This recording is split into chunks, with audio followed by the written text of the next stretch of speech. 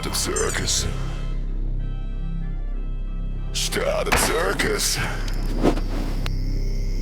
Startup Circus!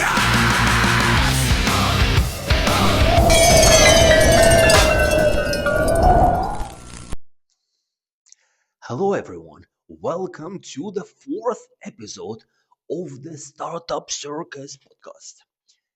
It's a podcast about the circus that is happening in the startup world. My name is Vasily, I'm the founder, investor, seeker, the person who likes to ask questions and the person who likes to talk. I have been on the founder journey for the last 2 to 3 years and I meet a lot of people on my day-to-day stuff and I feel like I learn a lot of them from them and I have so much to share with all of you, all of the things that I hear behind the closed doors from founders, from investors, things that no one actually is talking about. So that's pretty much the reason why I'm doing this today, and hopefully this is going to be interesting, useful and a little bit entertaining. A little disclaimer before we start. Everything I speak about on this podcast, it is my personal opinion. It has nothing to do with the company I work for, Rare Founders, the partners that work with us, our sponsors. Everything that I speak about is the result of my brain activity, neurons, firing connections, and making conclusions about what the hell is going on around us. On this episode, we will be talking about my latest update with our fundraising journey, how I'm using the fundraising snail methodology, and how it is working for us. We will also talk about how your delusions can sometimes take you even further than the experience. Then we will move to talk about the advisors that you are listening to. Because honestly, you should be careful with the people you have around you because there are so many bad advisors and also fake advisors. A lot of you are first-time founders. That's exactly the experience I had.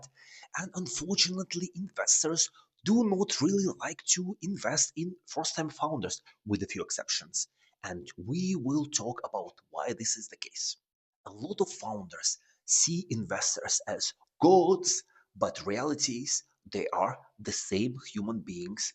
In fact, they are the same founders as the rest of the founders in the startup ecosystem. And in the end, we will finish with my weekly advice. So stay tuned or go to the section of the podcast that is resonating with you the most. At the last episode, I mentioned that we're also currently fundraising, and I am using the fundraising snail strategy, which I mentioned in the episode 2. Yes, please, episode 2. I promise that I will give you a live update on what is happening to show you if it's actually working or if it is not working.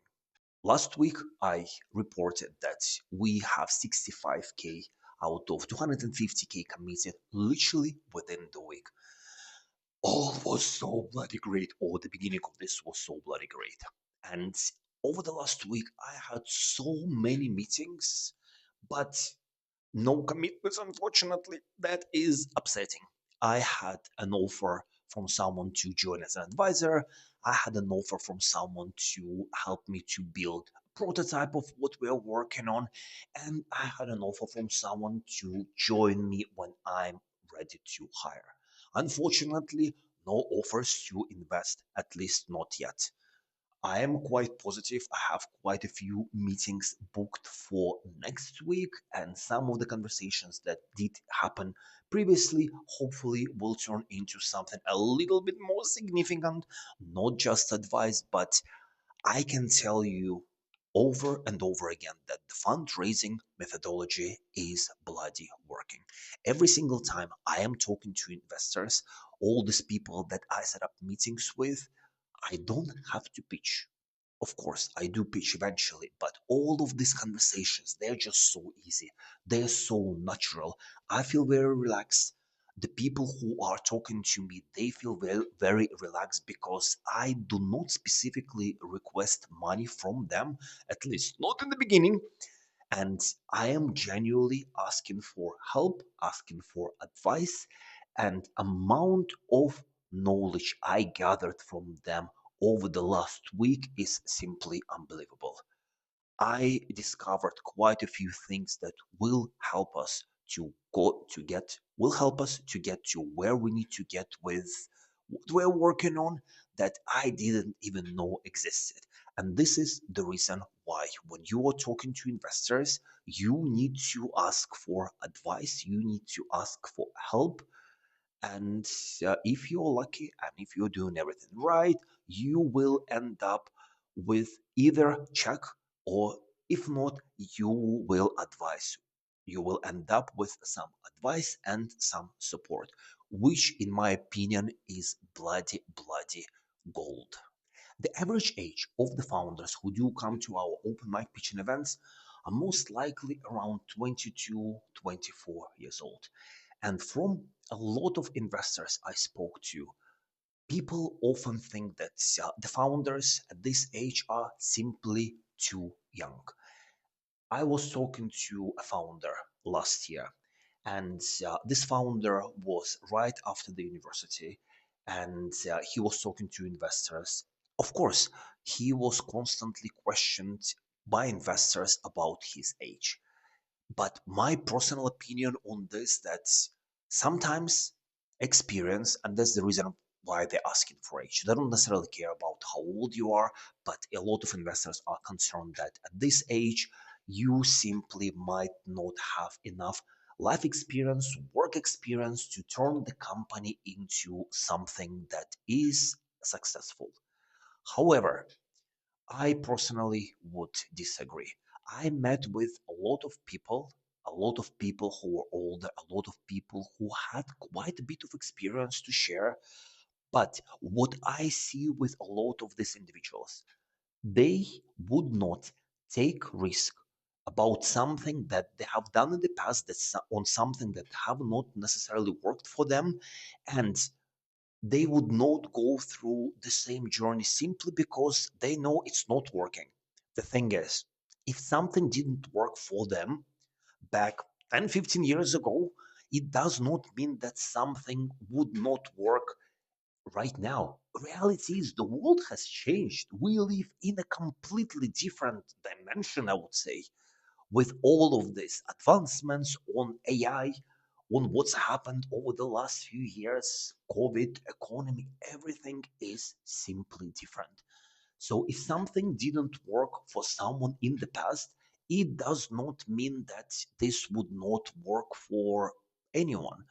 To give you a specific example, I was talking to a founder who developed a prototype of iPhone before iPhone even existed. This prototype was developed in Bulgaria. At least that's the story that he told me. However, they were not able to launch this properly. That's why this prototype didn't specifically take off.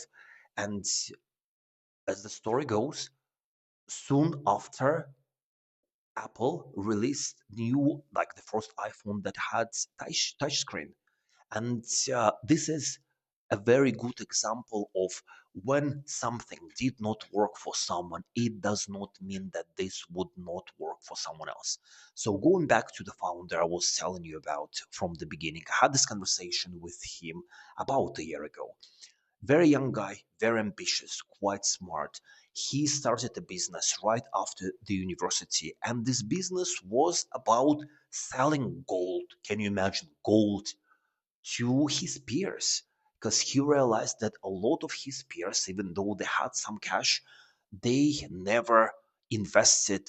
A, they never invested this money in anything, and B, they never invested this money in gold. He found a way how these individuals were able to buy little pieces of gold that would be able to be posted through actual post, like in the letter, and all of this was safe. All of this was real assets and real investments. And this guy did very, very well. He was already making so much revenue because he understood the problem of his peers. He saw an opportunity and he took this opportunity. But when he was talking to a lot of investors, he was questioned about his age. And I remember was telling him that it's all bloody bullshit. You just do whatever you think you should do, and you just believe in yourself. And if it's meant to be, you will be successful. I don't know what exactly is happening with his business right now. Haven't seen him for a while, but I do hope that he is doing well. And even if he isn't doing well, I'm pretty sure that he managed to make quite a bit of money. He managed to get some experience, and he will be able to apply this experience on his next journey. So do not let anyone to tell you anything about your age, anything about the lack of your experience. And if people do tell you this, don't let this to put you down. Just remember, you might see opportunity where a lot of people would miss this opportunity simply because you don't even know that there might be a problem in there. With a lot of businesses, a lot of founders get ahead and get successful simply because they do not know what is waiting for them. If I knew what was waiting for me with all of these events, all of the nonsense we had to go through as a business, the chances are I would never even start doing this because it is bloody hard. But simply because I didn't know how things were, I just went and I just created my own reality, which is working for me. So my advice to you, just ignore the bloody noise and just do what you think is right. And even if it's a mistake, even if it's something wrong, it's your decision, it's your experience, and you will learn something from this and you will be able to apply this at your next step. Now, I want to talk about advisors and not just advisors who we have on like a board of our advisors, people that are officially with our companies, but also about advisors that we see online or just generally the people that we take advice from. First thing first, you need to be very selective about the people that you get close to yourself and you get close to your business, because realistically speaking, people have different motives of why do they want to be connected to you or to your business. It can be that they are there for their ego. It can be that they might have some alternative motives why they want to be with you potentially to gain something from you. Or of course, like they might be supporting and believing in what you do. But it is so important and so crucial to understand who these people are. A few things to mention. Online, LinkedIn, so bloody noisy. And I see these fake advisors constantly. These fake advisors give advice, they post about the experience, they post like literally about all the things that they kind of went through, but reality is they never went through these things. They never had this experience and they're relying on bloody ChatGPT. And I know quite a few individuals who do this. I'm not going to mention names. It's like kind of like, you know, like everyone does whatever they think that they need to do. Not necessarily my problem to bring their identity in front of everyone, but I also feel so bad for founders who fall for this. The worst, like the best case scenario, this advice would be absolutely nothing, something generic that you would get from likes of ChatGPT, Gemini. But the worst case scenario, you would follow the advice from someone who never had this experience and who would just take you in a completely wrong direction. And this often applies to first time founders, unfortunately, because reality is when you are doing this for the first time, you don't even know what the hell is going on. You don't know majority of the things that you have to go through. And of course, you want answers, you want support. And then you see these individuals offering this support. Very often, the support is for free, but be careful with free stuff. And you listen to them. And this is why a lot of these individuals who do run these businesses, they are preying on the first time founders, people who don't have their experience yet. So that's one thing. Just be careful, talk to these individuals, understand what the experience actually is coming from. And as I mentioned before, ask in any online communities about anyone who you want to get close to your business. And then there is another category, and this another category, I call them party poopers. So these are the people who, for whatever reason, want to be close to you, want to give you advice, want to help you, but within their help, within their advice, it's all about criticism, it's all about negativity, it's all about doubts about what you are and what you do and how you pitch and what exactly is your next step. Listen, of course you can be wrong. And of course, the chances are you are often making mistakes. But the thing is, this is your bloody experience. You need to understand for yourself what are good decisions and what are bad decisions. Of course, take advice from people who have similar experience. Of course, take advice from people who went through something and potentially achieved something. But good advisors, they would never tell you that what you're doing is wrong. And of course, they would never shit on you. What they might tell you is questions that would make you rethink or questions to clarify some of the reasons why you are doing what you are doing.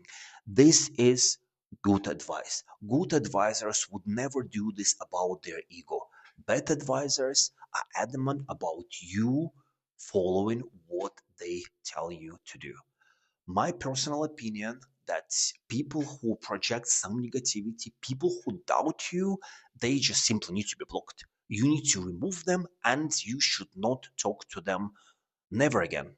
Maybe ever at some point, but definitely not when you are the most vulnerable. When you are a founder, when you are a founder at the early stages, and I honestly, talking to all the founders I know, even at the later stage, I think like everyone is going through the same stuff. You have so many doubts in yourself. You rarely know what is the right thing to do because founders, it's all about decisions, executions. Even if you make mistakes, you pivot and you make decisions. That's the only way you can get anywhere. But if you have people around you who doubt your abilities, who doubt your strategies, who doubt all the things that you stand for, literally tell them to fuck off. Block them, don't talk to them because you need people on your journey who support you, who tell you that you will make it, who tell you that you are moving in the right direction. Even if you are delusional, you need to have this fire that will help you to get further. Because eventually, if you don't see any progress from the business, this fire will evaporate. And if you have people around you who already adding a little bit of water on this fire as you go, the risk is this fire will disappear even quicker. So this is my advice. Be careful with these individuals. Have supporters. Don't have too many critics. Especially don't have negativity. Just bloody block this. You do not need this. You need people who believe in you and in what you do. Simple, but unfortunately, simple in theory, not very simple in practice. And talking about the first time founders, I'm pretty sure that if you're the first time founder or if you were the first time founder, you might agree with me that a lot of investors, majority of them, do not necessarily want to invest in first time founders. I went through this experience myself. I could never understand the logic behind it until now. When you are the first time founder, you have so much passion in you. You do believe that you're gonna go and you're gonna change the world. And for some people, it does happen. There are cases, but unfortunately, for majority, it does not happen. It doesn't happen on the first business. It doesn't happen on the second, third, fourth. I don't know what the statistics are in terms of how many businesses you need to go through to make it, but I do know why investors do not invest in first-time founders. And I know this now because I unfortunately can relate to this. I spoke to so many first-time founders who were pitching me for investment, and uh, that I just literally like I couldn't for one simple reason because talking to founders who are doing this for the first time, I see myself in them.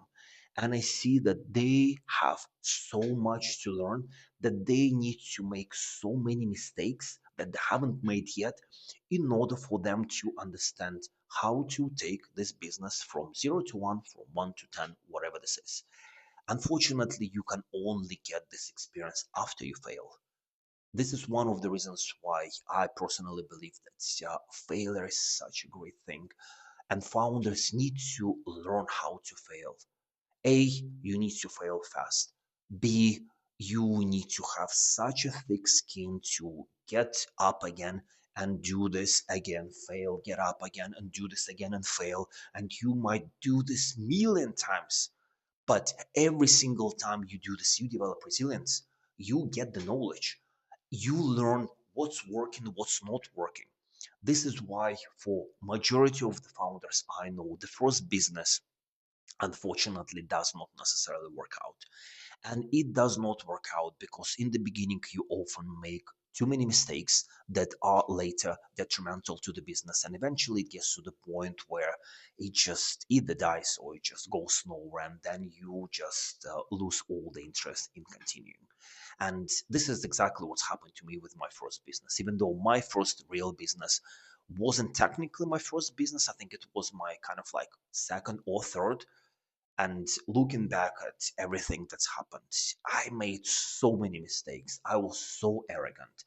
I was trying to go too fast. And I created this MVP that wasn't bloody an MVP. It was a bloody rocket because it was so well developed. This is one of the mistakes that a lot of founders do in terms of MVP. They overdevelop stuff. Yesterday, I was talking to another founder, and he was telling me about his client. This founder is a developer and an amazing person with an amazing AI skills. So he is helping this another founder to develop his product. And the product is quite simple, but the product has been in the development for the last, I believe, like 6 months. And now the founder believes that it needs to have way more development before this product can be launched. And just FYI, the product was not even tested. There is no wait list. There is no any confirmation that anyone actually needs this product. There is a theory that someone would benefit from this, but there is zero confirmations. And this is one of the mistakes that founders do. And when I was listening to the story yesterday, I could relate. We launched our product with my previous business, probably with like 9 months delay because it was just never good enough. And I always want to have more functionality and it needed to be pretty. All of these things that unfortunately have nothing to do with you solving the problem for your users. And by the time we launched our product, we were late. There was another product on the market now is known as Luma, very nice platform for events, and they launched 6 months before us in completely the same sector, doing exactly the same. But they did this before us, and they started learning on the user behavior experience quickly and started quickly developing the product rather than when we launched it was already too late, and eventually it just killed the entire business. So this is the reason why founders need to fail, they need to make mistakes, and it's absolutely normal. There is nothing wrong with it. So if you are potentially right now in the state where you think that your business is about to fail, that you want to give up, just accept it. It's absolutely normal. There is, of course, little chance that maybe you need to push a little bit further to see maybe your break is just around the corner. But I can tell you, I had so many moments like this with my previous business. Every single week, I felt, oh my God, I'm almost there. I'm almost there. This conversation is happening. But then nothing was going on. Nothing was going on. But then looking back at everything that's happened, I could see there's like absolutely, it was flat. There was like zero progress. So if this is you, if this feels like you, if you feel that your business have been kind of like stale for a while, maybe it's time. Maybe it's time for you to take a break, recoup, and think about what you are going to do next. And don't let this experience to let you down. Failing is absolutely normal. There is no growth without failure. And be grateful for this experience. Take a break. Think about what you do next. Find passion and just go for it all over again. Good luck. There is this one big misconception that a lot of founders have about investors. And this misconception is that investors are somehow special, that investors are gods. Unfortunately, that is not the reality. I used to feel the same when I was not necessarily connecting to investor community, but now I spoke to so many investors. I spoke to high net worth, not high net worth individuals, family offices, venture capital funds, corporate venture capital funds, all of these individuals in the investment universe.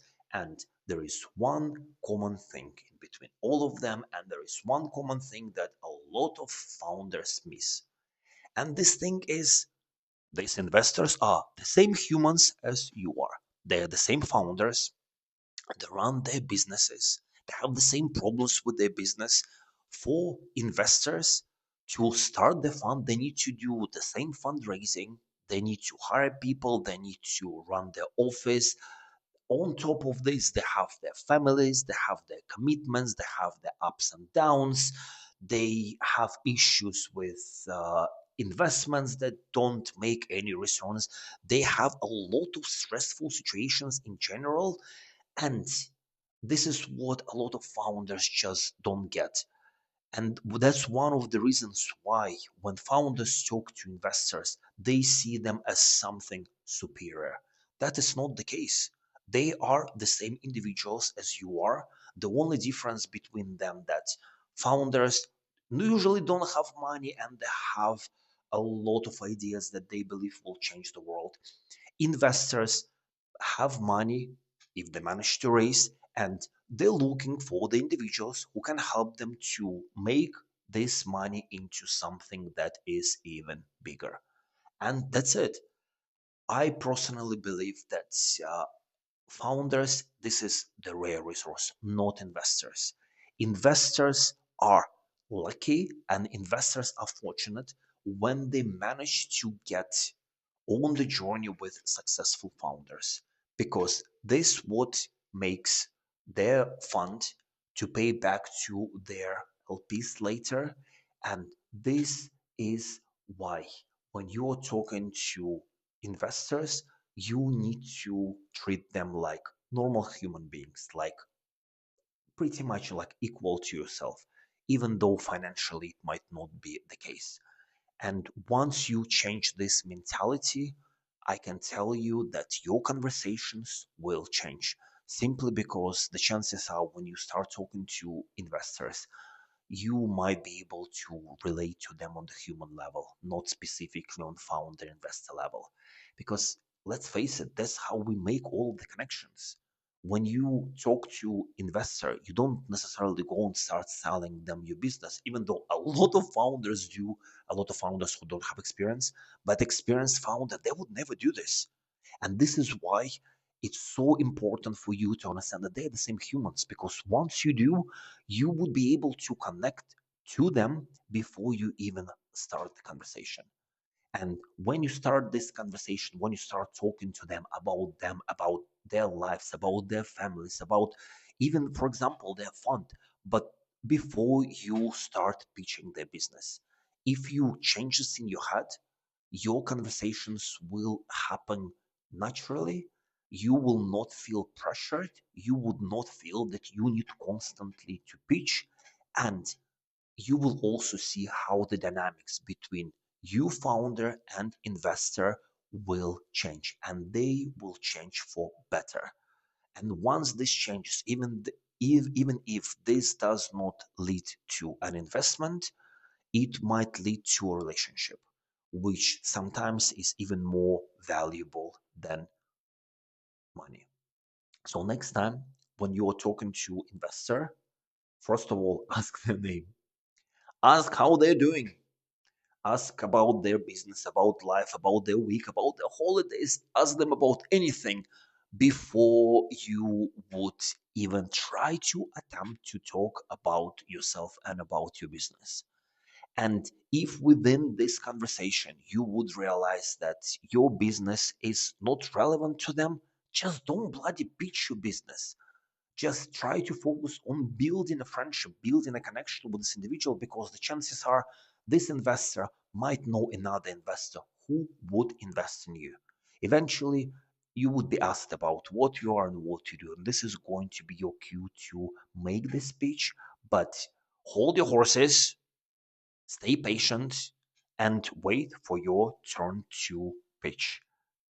At least this is my experience. It's something that worked for me, and I do hope that this will work for you too. Good luck and don't fuck it up. And we are at the end of this podcast. I'm super excited that it's over because it is Sunday, 6 p.m. I still need to edit all of this so it will be released on time. And my advice to you for this week: being a founder, being having a startup, it's a bloody roller coaster. Today you are on the horse, tomorrow you are under the horse, and this is just normal. And you constantly have ups and downs, and it can change within a day, it can change within a week, within a month, it doesn't matter.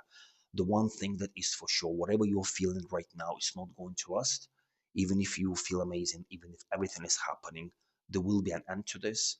Same way, if something is not working your way, it's just not going on for you, it's all temporary. Eventually, this will pass.